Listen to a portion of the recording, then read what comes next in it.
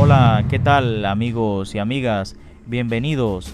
Atención, porque lo que está ocurriendo en Venezuela en estos momentos podría marcar un antes y un después en la historia reciente del país. Estamos hablando de movimientos políticos, decisiones estratégicas y señales que apuntan a un posible cambio profundo en el rumbo de la nación. En medio de un escenario que ha estado dominado por la incertidumbre, comienzan a surgir informaciones que están generando expectativas dentro y fuera de Venezuela. Se habla de posibles acuerdos, deliberaciones, de presión internacional y sobre todo de un tema que durante años ha estado en el centro del debate, la posibilidad real de unas elecciones libres, transparentes y con garantías para todos. Pero aquí viene la gran pregunta. ¿Estamos realmente ante el inicio de un proceso democrático auténtico o simplemente frente a una nueva jugada dentro del tablero político? Porque mientras algunos sectores hablan de elecciones cercanas, otros aseguran que todavía no hay condiciones claras ni fechas definidas, lo que mantiene a millones de venezolanos en una especie de espera constante. Lo cierto es que el ambiente está cargado, hay esperanza, hay dudas, hay tensión y también hay una pregunta clave que hoy queremos dejarte desde el inicio. ¿Crees tú que la solución para Venezuela pasa necesariamente por elecciones libres y justas? ¿O piensas que hace falta algo más para lograr un verdadero cambio? Tu opinión es importante, así que te invitamos a dejarla en los comentarios. Quédate con nosotros hasta el final, porque lo que te vamos a presentar hoy no solo es información de último momento, sino un análisis que te ayudará a entender qué está pasando realmente y hacia dónde podría dirigirse Venezuela en los próximos días. Esto apenas comienza. Atención por allá. ¿Estamos listos? Bueno, si ya lo tenemos, entonces adelante, doctor Edmundo González Urrutia, los micrófonos de la plataforma unitaria de reemplazo popular. Muy buenos días a todos y todas. Que estemos aquí reunidos no es un hecho menor. Doctor González, tiene su micrófono, creo que está muteado, tiene que desmutear en el audio. Perdón. A ver. No, que desmuteen desde acá. Pruebe audio. Un segundito, doctor González. Sí. Un segundo. Vamos a desmutear el micrófono porque es que justamente el volumen de conexiones está generando algunos problemas técnicos. Ahora sí, para ver. Hola. Adelante, doctor. Muy buenos días a todos. Aquí está muteado. Sigue ¿Se muteado. está escuchando? Perfecto, adelante, doctor. Buenos días a todos y todas. Que estemos aquí reunidos no es un hecho menor. Es el resultado de años de resistencia, de sacrificio y de una voluntad colectiva que ninguna fuerza ha podido doblar. Antes de hablar de lo que viene, necesito comentar lo que ha costado llegar hasta aquí, porque esta reunión no ocurre en el vacío, ocurre sobre la espalda de miles de venezolanos que han pagado un precio que de ninguno de nosotros tiene derecho a olvidar. Ocurre sobre los hombres de testigos de mesa que protegieron las actas sabiendo lo que arriesgaban, sobre las madres que formaron colas antes del amanecer con su cédula en la mano y una certeza en el pecho de que su voto valía más que el miedo, sobre los jóvenes que salieron a las calles y enfrentaron la represión con las manos vacías y la razón de su lado. Pero también ocurre sobre el sacrificio de quienes tuvieron que abandonar el país para sobrevivir, los que salieron con lo puesto con sus hijos de la mano, mirando hacia atrás sin saber si regresarían, los que llevan años en el exilio sin poder enterrar a sus muertos, sin poder abrazar a sus madres, viviendo en tierra ajena mientras el corazón sigue anclado en Venezuela. Ocurre sobre quienes han vivido en la clandestinidad, durmiendo en casas prestadas, cambiando de refugio sin poder llamar a su familia para no ponerla en peligro, que la resistieron en las sombras porque Venezuela las necesita vivas y libres. Ocurre sobre las familias separadas, perseguidas, hostigadas, sobre los hijos que crecieron sin uno de sus padres porque ese padre o esa madre estaba preso o escondido o al otro lado de una frontera, sobre los hermanos que se hablan por mensajes cifrados, sobre los esposos y las esposas que aprendieron a vivir con la incertidumbre como compañera permanente. Y ocurre, y esto lo digo con la solemnidad que merece, sobre la resistencia de quienes hoy siguen presos, que están en una celda en este preciso momento porque se atrevieron a defender sus principios. Sus familias siguen esperando afuera, haciendo una pregunta que nadie debería tener que hacer. ¿Cuándo van a soltar a mi hijo? ¿Cuándo voy a poder abrazar a mi esposo? ¿Cuándo veré a mi madre o a mi hija o a mi nieta? Hoy, en las calles de Venezuela, hay venezolanos que salen a protestar con una valentía que nos interpela como líderes. Gente que enfrenta la escasez, la precariedad, la desesperanza y aún así se plantea y dice, basta. Son temerarios en el mejor sentido de la palabra y esperan que nosotros estemos a la altura de las circunstancias. Muchas gracias. Seamos honestos sobre dónde estamos. Venezuela no se encuentra hoy en un proceso de transición democrática. Decirlo no es derrotismo, es precisamente la claridad que necesitamos para construir sobre las bases sólidas. Persisten las restricciones a las libertades políticas, persiste la ausencia de garantías institucionales, persiste el uso del aparato del Estado para acosar, perseguir y silenciar, y persisten los presos políticos cuya existencia es incompatible con cualquier proceso serio orientado hacia la democracia. Las estructuras de control no desaparecen solas, todo eso sigue ahí, adaptándose, buscando sobrevivir, y hay quienes apuestan a que llenemos este camino con fragmentación, con prisa mal entendida, con nosotros mismos destruyéndonos entre nosotros. Esa es la estrategia, la misma de siempre, dividirnos, y yo vengo a decirles con firmeza, eso no va a pasar. El camino que hoy presentamos tiene una lógica clara e inamovible. Venezuela necesita la verdad, necesita memoria, necesita que quienes causaron daño respondan por él.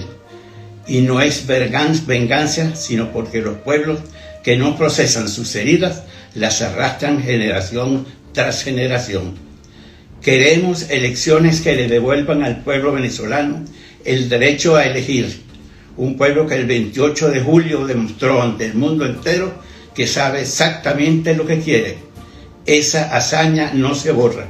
Venezuela decidió y decidirá de nuevo, porque ese espíritu de cambio nadie se lo ha podido robar.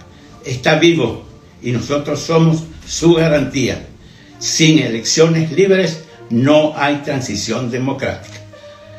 Quiero decirles algo sobre la unidad que necesitamos construir, porque a veces hablamos de ella como si fuera uniformidad, y no lo es.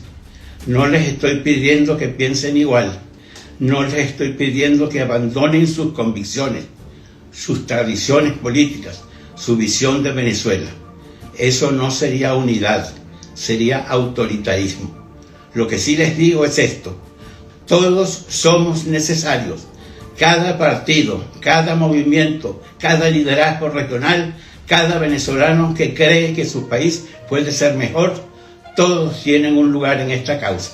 Las diferencias no son un obstáculo, son la evidencia de que somos una sociedad viva y plural, capaz de tener un debate genuino sobre su futuro. Eso es exactamente lo que el autoritarismo nos quiso quitar. La unidad que construimos se sostiene a pesar de nuestras diferencias, porque se sostiene incluyéndolas, porque no lo que nos convoca a todos es más grande que cualquier cosa que nos separe. Venezuela es nuestra causa común. Cuando esa causa es la brújula, las diferencias dejan de ser fracturas y se convierten en fortaleza. Lo demostramos el 28 de julio. Ese día no ganó un partido, ganó Venezuela. Venezuela nos está mirando, nos mira con la memoria de quien ya sufrió demasiadas promesas, nos mira sabiendo lo que somos capaces de hacer cuando estamos unidos, porque lo que vivió el 28 de julio, y nos mira teniendo lo que ocurre cuando nos dividimos, por eso también lo vivió. Les pido que trabajemos hoy con esa claridad, con honestidad para llamar las cosas por su nombre, con valentía para confrontar nuestras diferencias y con la convicción de que lo que nos une, la voluntad de cambio de millones de venezolanos, es infinitamente más poderosa que toda la fuerza que busca dividirnos. Muchas gracias por su atención. Lo que está ocurriendo en Venezuela en esta última semana no puede entenderse como hechos aislados, sino como parte de un reacomodo profundo del poder político tras un evento que cambió completamente el tablero. La salida forzada de Nicolás Maduro, luego de la intervención internacional a inicios de 2026. A partir de ahí, el país ha entrado en una fase ambigua, donde no está claro si se dirige hacia una transición democrática o hacia una reconfiguración del mismo sistema con nuevos actores. En primer lugar, hay que analizar lo que ha hecho el oficialismo, ahora encabezado por Delcy Rodríguez. Esta semana ha sido clave porque el gobierno ha mostrado una estrategia muy clara: consolidar el poder antes de hablar de elecciones. No se ha anunciado ningún cronograma electoral, a pesar de que constitucionalmente hay presión para hacerlo. Por el contrario, el discurso oficial insiste en que la prioridad es la estabilidad económica y la reconstrucción institucional. Esto no es casual. El chavismo, o lo que queda de él, está tratando de ganar tiempo. Mientras se habla de apertura, también se han tomado decisiones que reflejan control político, como el nombramiento de nuevas autoridades clave en el sistema judicial. Estas designaciones son fundamentales, porque quien controla la justicia en Venezuela tiene una enorme capacidad para influir en el futuro político, incluyendo procesos contra opositores o la validación de elecciones. Al mismo tiempo, el discurso del oficialismo ha cambiado ligeramente. Figuras como Jorge Rodríguez han reconocido errores del pasado, han hablado de la necesidad de confianza electoral y han evitado un lenguaje completamente confrontativo. Esto sugiere una estrategia más pragmática: proyectar una imagen de apertura sin ceder completamente el control.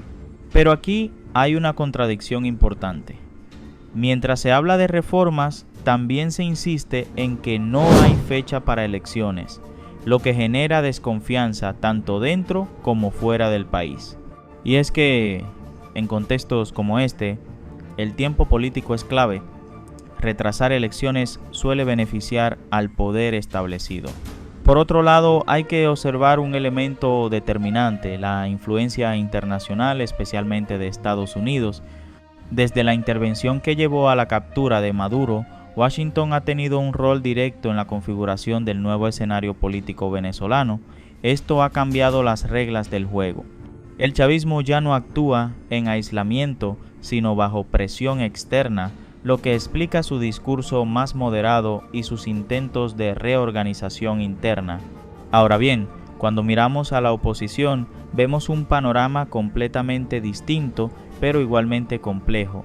Esta semana, la oposición ha mostrado señales de reorganización y sobre todo de unidad, algo que históricamente ha sido uno de sus puntos más débiles.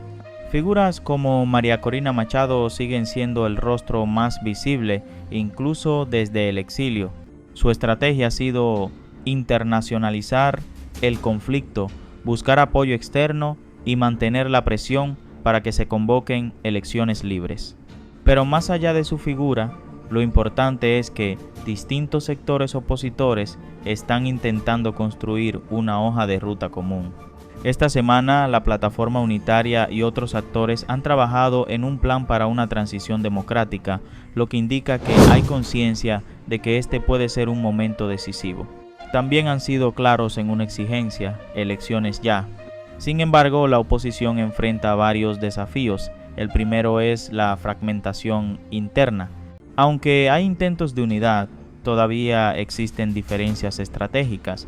Algunos sectores apuestan por la negociación con el gobierno, mientras otros rechazan cualquier diálogo que no implique una salida inmediata del chavismo. El segundo desafío es el control institucional del oficialismo. Aunque el gobierno muestra señales de apertura, sigue teniendo el control de las instituciones clave: tribunales, fuerzas armadas y órganos electorales. Esto significa que incluso si se convocan elecciones, la oposición duda de que existan garantías reales. El tercer elemento es el factor internacional. Aunque la oposición cuenta con respaldo en el exterior, también depende de decisiones geopolíticas que no controla. Por ejemplo, Estados Unidos ha mostrado interés en estabilizar Venezuela, incluso mediante acuerdos con sectores del chavismo, lo que podría dejar a la oposición en una posición más débil si no logra consolidarse rápidamente. En paralelo, el país vive una especie de normalización parcial. La reactivación de vuelos internacionales y ciertos movimientos económicos apuntan a una apertura gradual, pero esto contrasta con la realidad política, donde aún no hay claridad sobre el futuro institucional. Todo esto nos lleva a una conclusión clave: Venezuela no está todavía en una transición democrática clara, sino en una fase de reconfiguración del poder.